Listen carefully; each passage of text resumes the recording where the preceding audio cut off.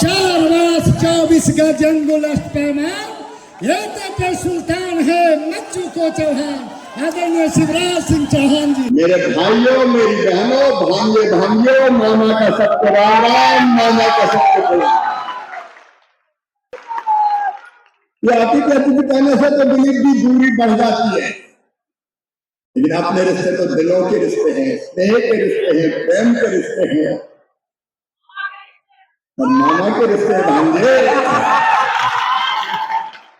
अरे पूजे लगे सही, पूजे लगे सही तो फिर ये मंत्र कहां से आएगा?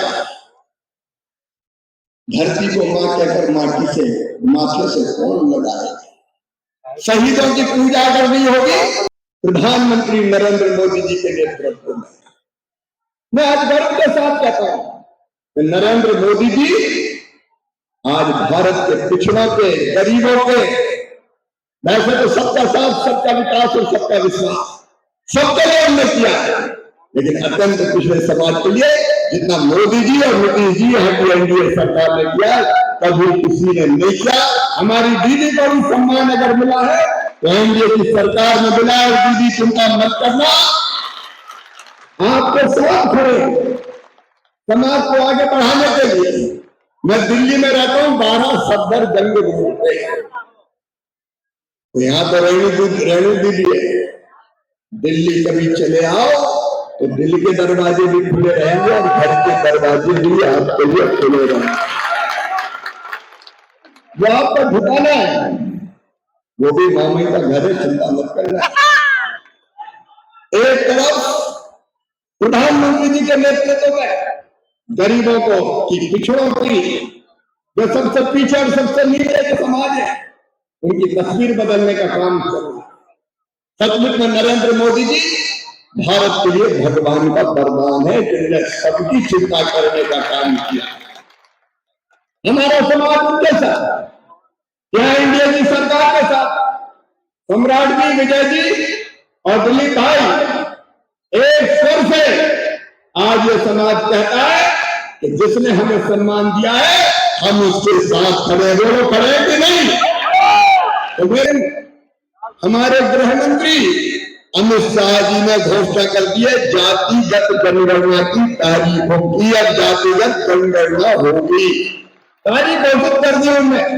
मैं मोदी जी को और अमित भाई को बहुत बहुत धन्यवाद देता हूं।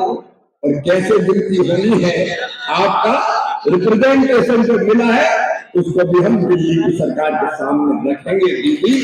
और उसके साथ साथ आपने जो बात कही है बिल्कुल परिपूर्ण कही है, परीक्षण करा के यदि 95% हम अत्यंत गरीब है तो हमको अनुसूचित जनजाति के रूप में भी सम्मिलित किया जाए, तो परीक्षण करके उस दिशा में निश्चित तौर पर सरकार विचार करेगी। लेकिन हम भी तय कर लें भाई कि जो हमारे लिए है हम भी उनके लिए हैं। ये जो बात करते हैं अलग अलग समाजवादी विचारधारा की, मुझे तो शर्म आती कहते हैं डॉक्टर बाबा साहब अंबेडकर जिन्हें देश को संविधान दिया, आरक्षण दिया, उनकी तस्वीर पैरों के पास रखने वालों शर्म करो, ये देश तुम्हें कभी माफ नहीं करेगा लालू जी, ये देश तुम्हें कभी माफ नहीं करेगा। मेरे प्रिय बहनों और भाइयों, आपके बीच आकर मैं अत्यंत आनंदित और प्रसन्न हूं। मेरे गर्व के क्षण है, गौरव के पल है। और आज आपने मुकुट पहना के सम्मान दिया। मैं कहता हूं, वचन देता हूं आपको, आपका मान सम्मान और शान कभी जाने नहीं दूंगा। एक बात और अंत में कहना चाहता हूं, मेरे प्रिय बहनों और भाइयों, मोदी जी ने एक अभियान और चलाया इस देश में, और कोई काम होना हो, लगातार हमेशा चुनाव हर 6 महीने में कोई ना कोई राज्य में होते हैं, और ये लगातार होने वाला चुनाव देश की प्रगति और विकास का बाधक है। इसलिए मोदी जी ने कहा कि एक देश एक चुनाव होना चाहिए, 5 साल में लोकसभा और विधानसभा दोनों के चुनाव एक साथ होना चाहिए। ताकि 4.5 साल विकास हो और जनता का कल्याण हो। हम मोदी जी के इस आह्वान के साथ भी है। आइए आज हम सब संकल्प करें कि समाज को तो आगे बढ़ाएंगे, कोई कसर नहीं छोड़ेंगे। और 2-3 चीजें दीदी मैं आपसे कहता हूं, बिहार की सरकार को मैं धन्यवाद देता हूं। मैं मंत्री ग्रामीण विकास कृषि मंत्री भी हूं। किसानों की आय बढ़ाने की कोशिश चल रही है और जितने गरीब भाई बहन हैं वो चिंता ना करें। 2018 तक की सूची के पूरे मकान भारत सरकार ने बिहार सरकार को गरीबों के बचाने के लिए दिए। लेकिन दीदी अगर अपने कोई गरीब भाई बहन रह गए तो सर्वे में उन सबके नाम जुड़ जाए। दोनों उप मुख्यमंत्री भी बैठे हुए देख ले और आप सूची भर दीजिए। हम हर गरीब का पक्का मकान बना के देंगे। आज चिंता करती हर गरीब का पक्का मकान तो प्रधानमंत्री बन। और आज माताएं बहनें भी आई है बड़ी संख्या में। मेरी बहनों, प्रधानमंत्री जी ने संकल्प किया है लखपति दीदी बनाने का। हमारा काम है रेणु दीदी अपनी इन बहनों को भी सेल्फ हेल्प ग्रुप से जोड़िए। अब हम हाथ नहीं फैलाएंगे, आंसू नहीं बहाएंगे और गरीब भी नहीं रहेंगे। हम अपने परिश्रम से आगे बढ़ेंगे। दीदियों को लखपति दीदी बनाने का अभियान भी लगातार बिहार सरकार और मोदी जी की सरकार कर रही है।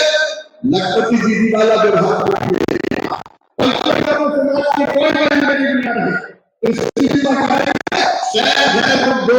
कोई जोड़ के उनकी आमदनी बढ़ाने का भी काम करेंगे ताकि कोई बहन पीछे न रह जाए।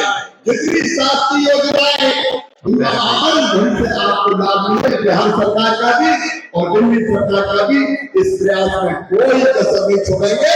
लेकिन इसके लिए आपको भी जागरूक होना पड़ेगा, आपको भी साथ आना पड़ेगा।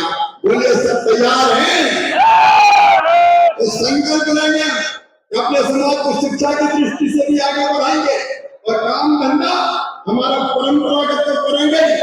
लेकिन अब लघु उद्योग, कुटीर उद्योग और बिजनेस की तरफ भी आगे बढ़ेंगे ताकि शासकीय योजनाओं का लाभ लेंगे।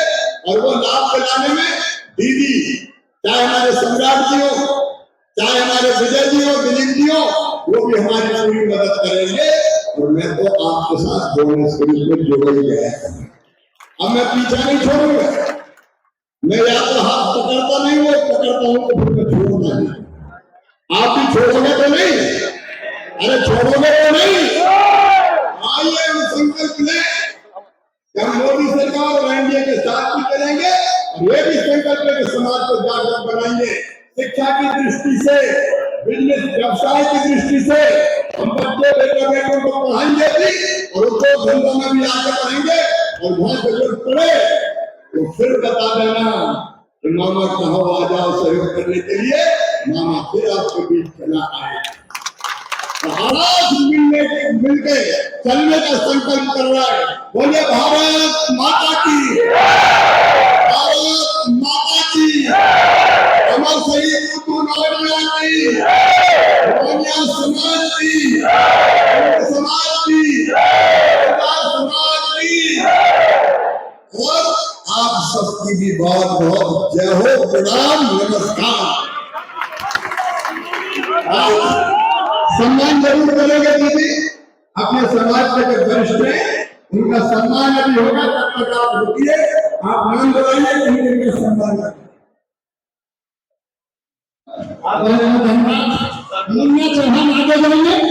हम चले और जब जरूरत पड़ेगी, जब जरूरत पड़ेगी एक आवाज लगा दीजिए। दिल्ली दूर नहीं है, शिवराज सिंह चौहान भी आपकी सेवा में हाजिर होगा। मित्रों, आज मैं आया हूं, धन्यवाद देता हूं दिलीप जी आपको, रेणु बहन आपको, आपने मुझे बुलाया है। मैं भी आपका प्रतिनिधि हूं। ये नौनिया चौहान समाज मेरे बचपन का झूला, जवानी की फुलवारी और बुढ़ापे की काशी है। हमें इस पर गर्व है। और जैसे ही रेणु दीदी ने मुझे कहा क्या आना है,